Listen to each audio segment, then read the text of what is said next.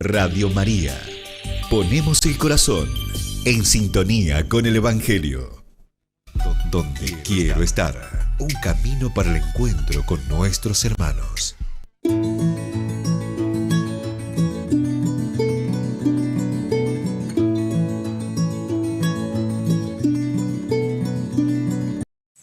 Llegamos ya al día viernes y como venimos haciendo hace una semana atrás, vamos a seguir dando pasos en torno a este ciclo. Diálogo de Hermanos es una propuesta radial y audiovisual, es una propuesta multimedia.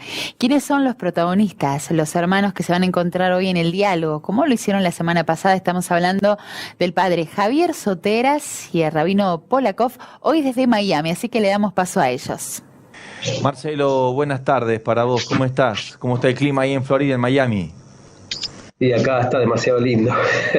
Sí, vine a dar unas conferencias por muy poquitos días y bueno, así nos toca eso. Y estoy en un edificio que pasa gente alrededor, así que puede ser que escuchen un poco de inglés, un poco de castellano, algunos pasos u otras cosas. Así es. Todo se va a emprolijar con el encuentro y con el diálogo que va a ser muy rico en el día de hoy, Marcelo.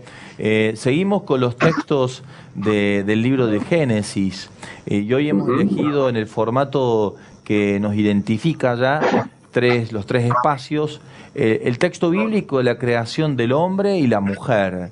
El tema en torno al cual queremos concentrar nuestras tradiciones tiene que ver con la confirmación en la tradición cristiana y en la tradición judía. Del Bar Mitzvah, así se llama. Que sería la madurez en el proceso de inserción dentro del camino creyente. Y después de un tema que no es menor para los tiempos que corren, una mirada sobre las sexualidades de nuestras tradiciones, Marcelo. Espectacular, cuando digas. Ahora mismo nos metemos en el texto sagrado. Te pido que nos des la oportunidad de recibirlo, al texto de la creación del hombre y la mujer, en la expresión hebrea. ¿Cómo dice el texto hebreo? Ajá. Bueno, el texto hebreo dice, creo que era el versículo 27, Vaiber Elohim et Adam, Betzelem Elohim baraoto, Zahar Nekeiva baraotam. Así me lo acuerdo de memoria. Dice que el hombre fue creado por Dios a su imagen y semejanza. A imagen y semejanza de Dios lo creó y después dice, hombre y mujer los creó, con lo cual acá tenemos un problema que es una oportunidad espectacular de entender que la creación de ese primer ser humano en realidad era como dual, porque los místicos se preguntan, ¿pero cómo? ¿Lo creó hombre o hombre y mujer los creó? Es como que en el mismo versículo están las dos posibilidades. Y pareciera ser que ser humano en realidad es como una especie de conjunción. Hay como una creación como equitativa, igualitaria entre hombre y mujer como primera señal, más allá del nombre, ¿no? Que ahora cuando me des el ok, podemos hablar de qué significa la palabra. Bien. Sí, es la complementariedad entre lo masculino y lo femenino. Cosas maravillosas tiene al respecto la psicología en este tiempo, ¿no? Cómo la dimensión de lo masculino y lo femenino están en lo masculino y en lo femenino. Y por lo tanto, la complementariedad es como desde el lugar de hombre hacia la mujer es despertar en ella lo masculino que hay, y la complementariedad en el hombre desde la mujer es sacar a la luz también los rasgos de feminidad que hay, según dicen algunas corrientes de la psicología, bastante aprobada esta perspectiva de descubrimiento de estas dimensiones de complementariedad a la que hace referencia el texto bíblico tal cual lo presentas, Marcelo. Decime algo, lo conversamos afuera del aire, por eso te lo pregunto, ¿qué significa la palabra Adam? ¿Qué significa Adam? Bueno, la pronunciaste muy bien. En el hebreo original se pronuncia con M de mamá al final, Adam. Es como que si vos le decías a Adán, no se daba vuelta ahí en el paraíso, así que había que llamarlo con su nombre. No sabía a qué se refería, aunque estaba solo. Bueno, él estaba con Eva, pero si Eva le decía Adán, no se daba vuelta. Y si él le decía Eva tampoco, porque Eva era Java. Vamos con Adán. Java, sí. Adam es una linda palabra en hebreo porque tiene mínimo 4 alusiones. ¿Cómo? La primera, o sea, Adam, ser humano. Y a su vez viene de la palabra Adamá, que suena igual, que es tierra, porque evidentemente también en el mismo texto del Génesis, ya no en el primer capítulo, sino en el segundo, se habla de que Adán se compone de la tierra. También Dam, en hebreo, es sangre. Adam, bueno, la sangre a veces es el color de la tierra, más en Misiones, pero también tiene que ver con la idea de la sangre como un pulso vital. Y por último, te diría dos agregados más. Domé, como Adam, en hebreo esa misma raíz significa semejante, porque es semejante a Dios, y dimión significa imaginar, que es la idea de que el ser humano es el único que puede imaginar, ¿verdad? Entonces, tiene capacidad de imaginar. Así que se juntan acá, además de la gente que pasa alrededor, se juntan acá de que el ser humano tiene la capacidad de imaginar como Dios, que está hecho a imagen y semejanza del mismo, que es un poco terrenal, porque es del polvo de la tierra, a más allá de esa celestialidad, y que está en contacto siempre con el tema de la sangre, o para derramarla, como hicieron los hijos de Adán, o para donarla, como es lo que tenemos que hacer cuando nos portamos bien. Bien. La expresión Dios lo creó varón y mujer, Eva, decías, tiene un significado particular también. Claro, en realidad Java se dice en el hebreo, que quiere decir madre de todo lo viviente. Y esa capacidad así como especial de la mujer, que yo te diría que es la característica principal, esencial de la mujer, de que es aquella que puede portar y dar vida, está esa cualidad encerrada en la raíz de su nombre. En hebreo, Em Kol Hay, la madre de todo lo vivo, se la llamó Java. Ese Java pasó a ser Eva en castellano. Pero Adam ve, como Y, Adam ve Java. Adam y Java, o Adán y Eva. Bien. Desde la tradición nuestra, particularmente en los tiempos que corren y a partir de la reflexión en torno a la misericordia, Juan Pablo II, en Divis y Misericordia, ha rescatado un rostro de Dios con rasgos también femeninos. Siempre a Dios lo hemos representado bajo la figura de lo masculino, pero por una reflexión teológica avanzada en torno al tema de la misericordia y la etimología de la palabra misericordia, que tiene esa connotación femenina, también se le atribuye a Dios estos rasgos, que también lo podríamos decir respecto de que Eva representa como madre de todos los vivientes al Dios que es el creador de todo lo viviente. Tal cual, y que uno lo puede llamar en masculino, en femenino, en hebreo también. Dios tiene, como digamos, infinidad de nombres que los humanos se lo damos, pero en este sentido hay uno precioso que en hebreo se dice Shejiná, que quiere decir la presencia divina, que es femenina. La gloria. Tiene que ver con una... La gloria de Dios. Bueno, acá tiene que ver como con una raíz hebrea que significa vecindad, es como que estás cerca, esa idea de cercanía. Shejiná es un nombre de Dios. Y ¿sabes qué me acordé ahora? Que me parece muy propio para el mundo cristiano, que la palabra Adam, esa A, que es una Aleph, una D de dedo, digamos, y esa M, a veces en la mística se dice que ese Adán primero, ese hombre primordial, combinaba la A de Adán, de él mismo, la D de David, del rey David, como en la mitad de la historia, y la M de Mashiach o Mesías. Es decir, claro, como que en Adán está como encapsulada toda la historia humana, que va desde Adán mismo, desde el mito de la creación, pasa por el rey David y después el Mesías, que por supuesto en la tradición cristiana será el descendiente del rey David, será Jesús, y en la tradición judía seguiremos esperando. Bien. En la perspectiva del texto en su continuidad, cuando después que dice que Dios lo creó varón y mujer, habla que Dios como que se la presenta, le va presentando a todos los seres vivientes y hasta que llega a ella, y hay una expresión muy rica del texto bíblico que dice, esta sí que es hueso de mis huesos y carne de mi carne. ¿Qué tenés para compartirnos de eso, Marcelo? Bueno, eso en hebreo se dice basar mi psarí, o sea, carne mi carne, etzem mi atzmotai, y hueso de mis huesos. La verdad es que a ella la voy a llamar Eva. Esta idea de llamarla Eva es espectacular porque fíjate que hay como dos relatos de la creación. En el primero, que nombramos hace un ratito, es como que hombre y mujer están de una manera como igualitaria y equilibrada. Sí. En el segundo, que tal vez es el que tiene más rating, es el de la costilla, ¿verdad? Sí. Y en realidad Eva queda como un poco relegada a un segundo plano, a una especie de, bueno, una partecita del ser humano. Y fíjate que en ese sentido, él ahí dice, esta es, como es carne de mi carne y hueso de mis huesos, la voy a llamar mujer porque de mí fue tomada.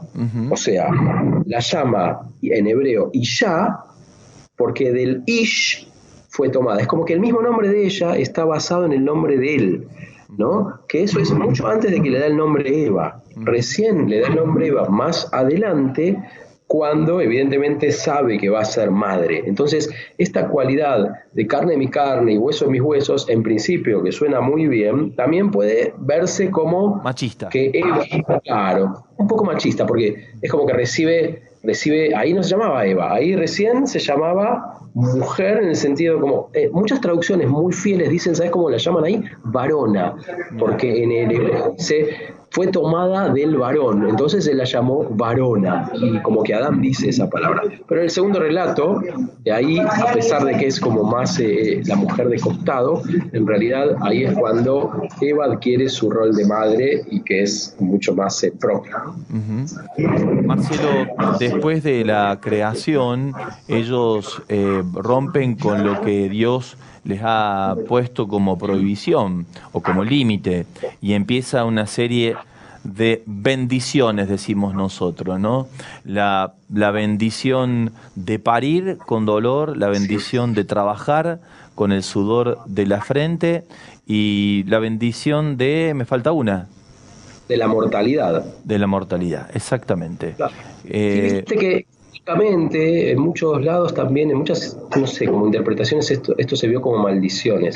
Pero en realidad lo dijiste muy bien, son bendiciones, porque imagínate, ¿dónde está la maldición de trabajar y que con ese sudor ganar el pan? La verdad es que los animales no trabajan para ganar su pan, y esa es una característica que diferimos los seres humanos, porque tenemos que trabajar para lograr el fruto de la bendición. ¿Cómo? Y dignificamos la vida en el trabajo. Y dignificamos la vida, tal cual. Y lo mismo con parir con dolor, que no tiene que ver con el acto de parición literal, sino la idea de que cuando educamos a nuestros hijos, tiene que haber dolor. No puede ser todo así como una película rosa, porque si no hay dolor, no hay verdadero amor. Entonces, esta preocupación que tenemos los humanos por nuestros hijos, también diferente de los animales que tienen una aparición y enseguida ya se independiza el cachorrito, digamos, esto es muy distinto en los seres humanos, porque justamente esto, en vez de tomarlo como una maldición, debiera ser tomado como una bendición. Y por último, el hecho de la mortalidad, que uno podría decir, bueno, uno quisiera vivir para siempre, pero la verdad es que bastante soberbio ese deseo. Me parece que con los 120 años que dice el texto bíblico estamos muy bien todos, y la idea de que haya un final le da mucho más sentido a todo lo que hacemos. Imagínate si no hubiera finitud, muchas cosas, la mayoría carecería de todo sentido. Cuando uno sabe que las cosas tienen fragilidad o que van a terminar, adquieren un sentido que es absolutamente distinto de lo que sería si no lo fuera así.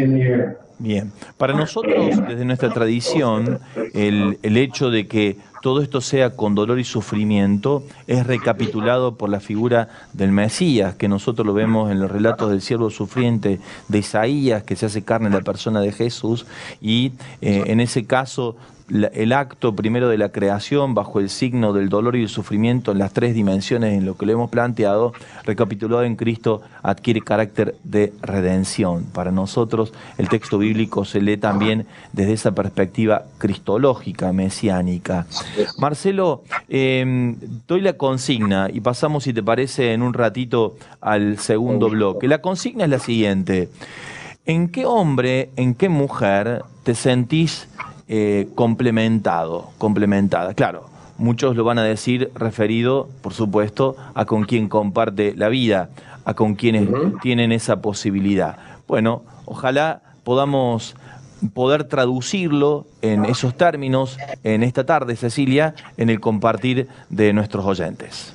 Así es, padre. Nuestras vías de comunicación para que todos ustedes se puedan sumar a esta mesa y participar también de la consigna son las siguientes: vía call center 0351-4200-700, vía SMS 3512-000040 y vía el WhatsApp 351-871-593.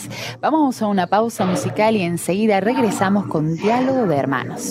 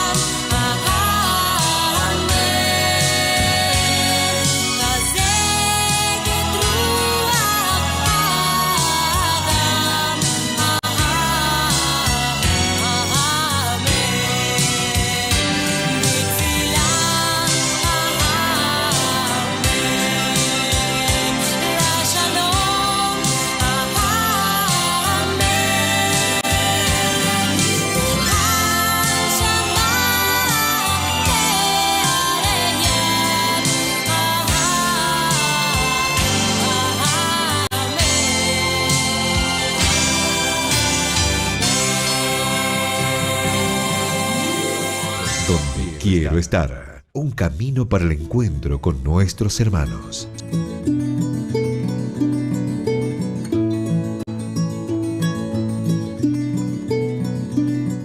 Seguimos disfrutando de Diálogo de Hermanos en esta propuesta, es el ciclo los días viernes. Vamos a ir al segundo bloque. Vamos a desandar esta propuesta a través, en este caso, de las tradiciones. Así es, por un lado la tradición hebrea, judía, del Bar Mitzvah, y que sea la misma edad en la que nosotros en los sacramentos de iniciación, en la confirmación, en la vida crecida y el camino a la adultez, celebramos la confirmación, que es ser, Marcelo, confirmados en la fe que recibimos en la gracia bautismal cuando fuimos ungidos. La unción es con el sacramento, con el crisma, que deja una marca, que deja un sello, que somos constituidos uno en Jesús. El sacramento de la confirmación nos confirma en ese bautismo que hemos recibido y nos hace testigos del misterio de Jesús. Nos permite ser testigos en el mundo del misterio de la redención que obra el Mesías Jesús en nosotros. Eso que ya recibimos en la gracia bautismal se reafirma, se confirma en el sacramento de la confirmación. ¿Y a qué edad se hace? Hay una discusión interesante en este momento, porque antes se hacía todo junto esto, ¿no? Y después, claro, se pensó que era mejor trasladarlo al tiempo en que el adolescente joven pudiera tomar decisión de verdad, asumir en madurez su determinación de ser un testigo del Evangelio de Jesucristo, y por eso entre los 13, 14, 16 años se recibe el sacramento. Algunos consideran que la madurez no es una madurez psicológica, sino que es una madurez espiritual, y por lo tanto se podría recibir en el mismo momento o muy diferido en poco tiempo de cómo se ha celebrado el bautismo, Marcelo. Mira, bueno, es un poco diferente la idea acá de el bar o el bat mitzvah. Tiene que ver con básicamente te voy a explicar la palabra. Bar es como hijo en arameo y en hebreo. De Bar Tolomé, el hijo de Ptolomeo. Y para mujer, bat, que sería lo mismo en femenino. Sí. O sea, hijo o hija. Y mitzvah es una palabra que significa precepto. ¿Por qué nosotros decimos que uno es hijo o hija de los preceptos? Lo hacemos eso a los 12 años cuando son mujeres y a los 13 años cuando son varones, porque esa es la edad que históricamente se consideró que uno ya puede asumir los preceptos, la ley, de manera bastante consciente. Por supuesto, en el momento en que se fijó esta edad, no había adolescencia. La adolescencia es como un fenómeno nuevo en el planeta de los últimos 100 años o un poquito más. Y el hecho es claro, porque la biología hace que haya como una especie de posibilidad de que a los 12 años y un poquito más, y las mujeres, y a los 13 y un poquito más los varones, ya puedan ser capaces de procrear. Con lo cual, si la naturaleza te da, a partir, de Dios como creador, la capacidad de procrear a esa edad, se supone también que uno debiera tener la madurez suficiente como para hacerlo de manera responsable, cosa que era así durante miles de años, pero ahora nos cayó de golpe la adolescencia, esto que va justamente de los 12 y 13 años, y en algunos casos los 50, y hace que a veces haya quedado como corrido esa madurez un poco para atrás, porque hoy la mayoría de los chicos, aunque su físico le dé, no está preparado existencialmente ni para ser madre ni para ser padre a esa edad temprana, pero sí para ir entendiendo algunas cosas que hay que empezar a distinguir justamente de esa edad. Es como que la imputabilidad, en el sentido así como de la justicia en el mundo judío, no tenía esas lagunas de las cuales hoy abrevan, digamos, los juristas, porque hay esa edad media en donde uno no sabe, ¿es imputable? ¿Esta persona tiene 14 años o no es imputable?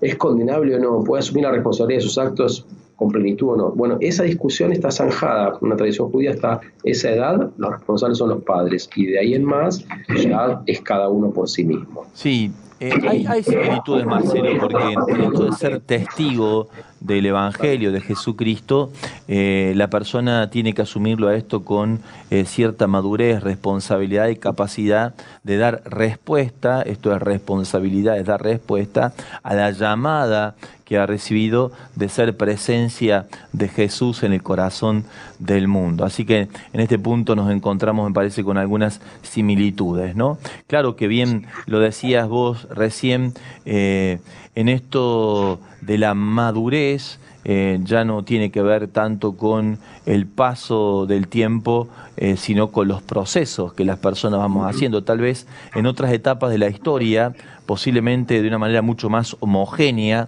las personas, según pasaban los años, podría definirse cuál era su actitud y su capacidad de responsabilidad frente a los distintos desafíos de la vida. En los tiempos que corren hay adolescentes y a veces hasta niños que asumen responsabilidades tempranas y crecen y maduran lamentablemente muy de golpe, y pierden infancia, y en otros casos adultos que jamás terminan por asumir sus responsabilidades y ven como niños o como adolescentes, decíamos, ¿no? Es así. Te voy a decir algo que me hiciste acordar. Hay una bendición que los padres pronunciamos cuando nuestros hijos llegan a esa edad.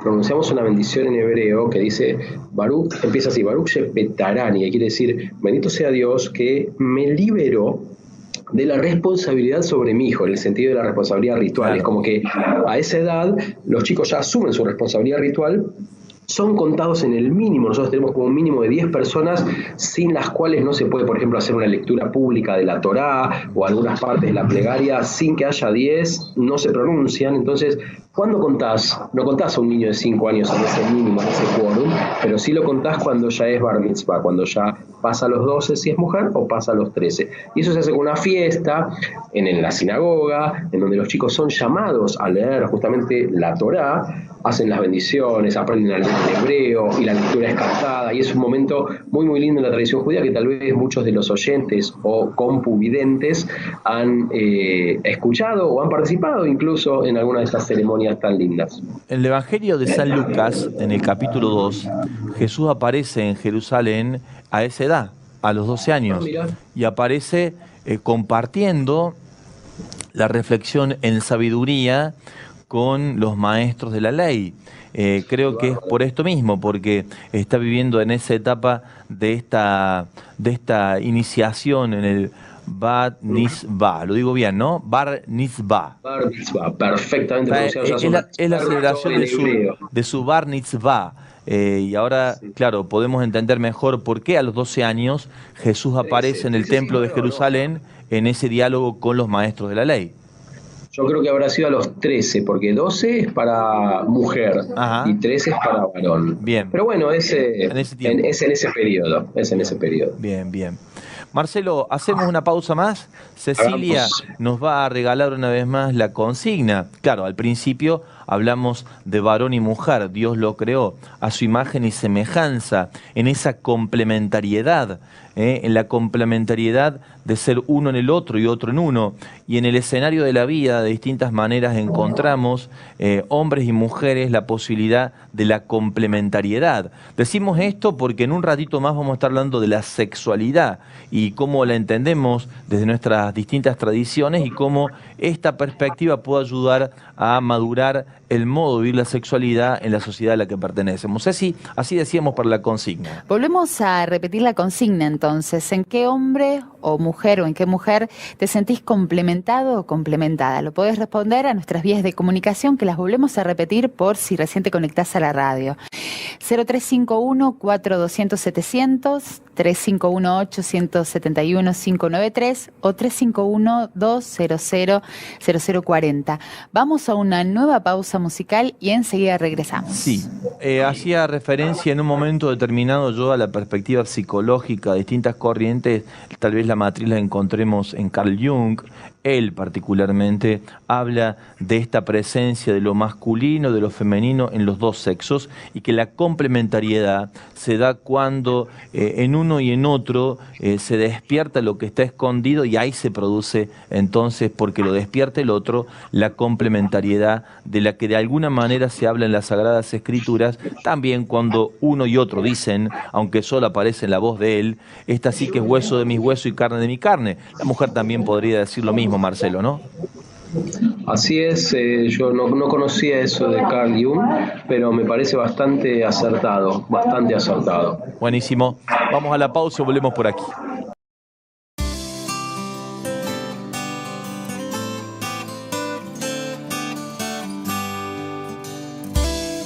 Hoy bendigo tus ojos para que siempre puedas admirar la belleza de la creación como es, no como está, y que mires el cielo más tiempo que a la televisión para ver con tus ojos y no con los del patrocinador. Que una estrella ilumine tus pasos cuando el camino esté oscuro y no lo puedas ver, y que el viento te lleve en sus alas hasta alcanzar el sueño que anhelaste tener, y que el sol brille siempre delante de ti. Hoy bendigo tu vida y tú me bendices a mí.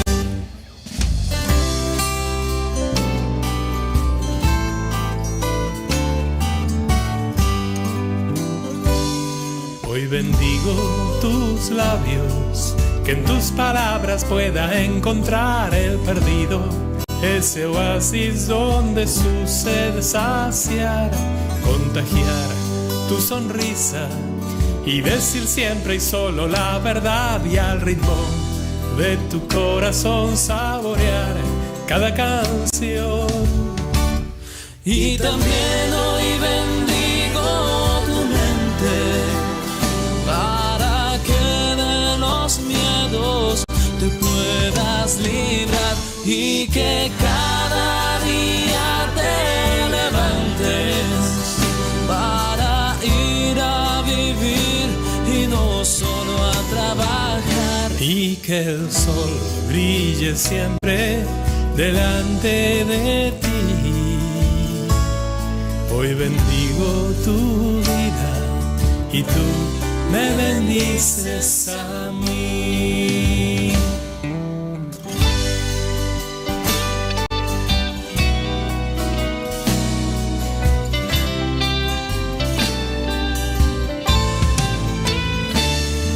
Y bendigo tus manos para que las puedas utilizar para sanar. Ya vamos entrando al tercer bloque, vamos llegando al final de este ciclo, un ciclo que tuvo 3 partes, 3 etapas que nos permitieron conocer a partir del diálogo entre los dos. Estamos hablando del padre Javier Soteras y del rabino Marcelo Polakov.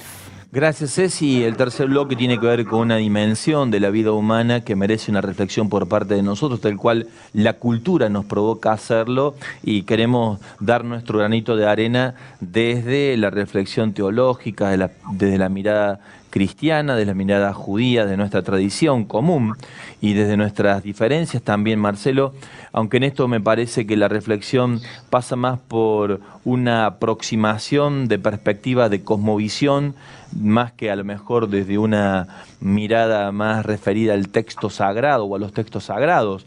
Es lo que desde los textos sagrados se nos ofrece como cosmovisión, y al respecto me parece una primera diferenciación con el mundo en el que vivimos, que de manera reductiva, entiendo yo, ha establecido la sexualidad de una manera casi global, de la modo de comprender, que está además concentrada en la genitalidad. Es decir, uno dice sexualidad y se representa la genitalidad, que además está bastante maltratada, por así decirlo, o demasiado expuesta a la hora de ser valorada como tal desde lo masculino y lo femenino. Sí, la verdad es que concuerdo. Yo creo que uno de los rasgos también de época en este sentido tiene que ver con convertir lo que debiera ser más privado en algo público y viceversa. Fíjate qué pasa con dos momentos o dos conjuntos constitutivos de cualquier ser humano, como es el tema de la sexualidad y el tema de la muerte. Nadie está exento de ambas, y en este sentido uno podía ver que en las épocas anteriores, durante miles de años, se mantenía lo sexual en privado, en la intimidad, y el tema de la muerte era bastante público, porque era el final de la vida, y como la vida había sido pública en sus términos generales, también la muerte, y ahora se invirtió. Fíjate qué curioso que la sexualidad pasa a ser cada vez más pública y todo se muestra todo el tiempo, todos, se reduce lo íntimo a prácticamente nada, y con la muerte, que vendría a ser casi lo inverso, una cuestión también medio psicológica de Eros y Tánatos, con la muerte pasa lo contrario, cada vez se la restringe más. ¿Viste cómo se la aleja? Se la deja como en un costadito. Exactamente. Entonces, me parece que ese fenómeno no habla bien de nosotros. Tendríamos que hacer un esfuerzo por volver a poner la sexualidad más en el ámbito privado, íntimo, y volver a poner la muerte, en este caso, que tomo como ejemplo así metafórico para comparar las dos puntas, en algo mucho más público, donde no se esconda el dolor, porque a veces se esconde y es mucho peor. Pero bueno, creo que la sexualidad, en nuestro caso, debiera ser concentrada en abrirla desde la idea de lo que nosotros en hebreo llamamos kedushá, es decir, sacralidad. Me parece que hay que sacralizar un poquito más lo sexual en términos de que justamente sea sagrado, porque termina el resultado, digamos, no siempre, pero el mejor resultado de la sexualidad es el que nos da origen, es la vida. Entonces, atar eso a algo sagrado debiera ser el ideal. Por supuesto, el ideal nunca se llega, pero me parece que ponerlo como marco, como meta, es una linda idea. A veces los instintos los hemos o banalizado o escondido también, como diciendo, no, esto no hay que tocar nada de este tema, hablando en metáfora con lo sexual, y hay que como reprimirlo al máximo. Y no creo que sea bueno. Como tampoco es bueno lo contrario, decir, wow, los instintos son lo más grande que hay, hagamos lo que sea y todo el tiempo con ellos, a una especie de mundo greco-romano en donde la sexualidad o, por ejemplo, la alimentación como otro instinto se hacían desastres, es decir, se comía, se vomitaba en ámbito de alimento o con la sexualidad lo que fuere. Y por el lado contrario, como te decía antes, no comamos nada, o sea, la comida cuanto menos mejor, hagamos ayunos de 40 años y la sexualidad nada tampoco. Me parece que ni hay que reprimir esto, no, con los instintos en general digo, ni hay que exacerbarlos, me parece que hay que sacralizarlos, que sería un camino medio mucho más difícil, pero me parece que es en el que estamos desde distintos puntos de vista todas las tradiciones religiosas. Sí, para nosotros, para la reflexión que nos lleva a madurar en esto, la libido como la fuerza identitatoria de la sexualidad masculina o femenina, no es que atraviesa un aspecto de la vida, como decíamos recién, la genitalidad, sino que atraviesa a toda la persona, al todo ser mujer y al todo ser hombre. Y el sentido de la sexualidad en el vínculo con el otro, masculino y femenino, tiende a la comunión como primer principio y al dar vida como consecuencia de esa unión. Y esto planteado en todos los términos, es decir, no solamente en el vínculo sexuado en términos genitales, sino también en la relación varón y mujer y en la relación de la sociedad en su conjunto, que apunta a esto, a mantener y a celebrar el hecho de vivir como personas sexuadas en comunión, en ser uno para el otro y en la ofrenda de la vida, que es propia del acto de donarse, y que en la sexualidad, en el hecho de ser varón y mujer, encuentra una posibilidad de ser uno para el otro para uno. En este punto, tal vez a uno por el hecho de ser célibe, nos ha llevado a reflexionar de maneras y de perspectiva distinta, y hemos podido también avanzar en este sentido con de la mano de los místicos en nuestra tradición, que nos han ayudado a sublimar la condición de la libido para de ella una ofrenda y una entrega. La verdad que lo veo bárbaro. Por supuesto, acá tenemos una diferencia en el mundo de los rabinos, digamos, en la tradición judía no existe el celibato, pero me parece muy atinado tu comentario con la idea de la comunión, y fíjate que no es nada casual cómo se define y cómo se retrata el primer vínculo sexual en el texto bíblico, en la Torá, el de Adán y Eva. Dice, en el hebreo original dice, ve a Adam, ya sabes que era Adam, con M, ve a Adam y Adá et Javá, ahí están los nombres de ambos. Y dice, y Adam literalmente conoció a Eva y Eva quedó embarazada. Obviamente ese conoció alude al vínculo sexual. A un acto de amor.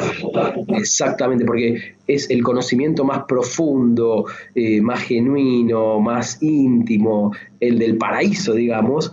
Esa idea del conocimiento, como vos la planteaste en la idea de la comunión, me parece que es como una especie de pintura hermosa de a lo que debiéramos apuntar en este ámbito todos aquellos que, bueno, que justamente como decías, todos los seres humanos tenemos la sexualidad como parte de nuestra vida, más allá de la genitalidad. Así es.